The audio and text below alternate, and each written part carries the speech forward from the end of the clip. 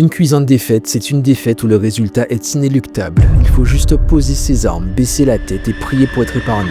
Moi, en lisant cet échange diplomatique, j'ai baissé la tête, pleuré à chaudes larmes et surtout, j'ai remercié le ciel d'être en vie en 2026 pour lire ce poulet.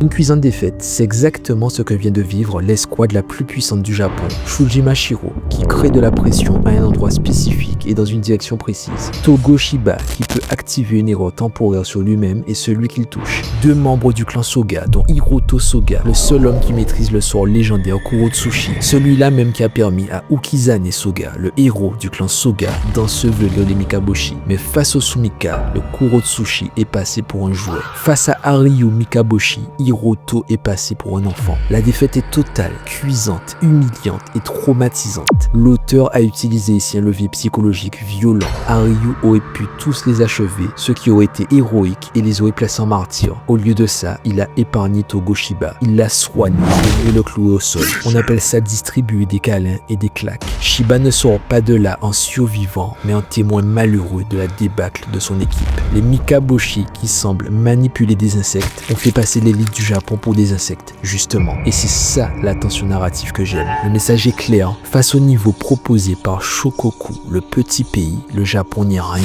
L'art du sabre seul est insuffisant. La sorcellerie seule est insuffisante. Sans le Datenseki, le Japon est foutu. Ça ne peut pas être plus limpide que ça. Et plus que jamais, les yeux spéciaux de cet homme seront la seule ligne de démarcation entre la survie et l'extinction. Et j'entrevois déjà pourquoi Akemura va sombrer dans la haine froide.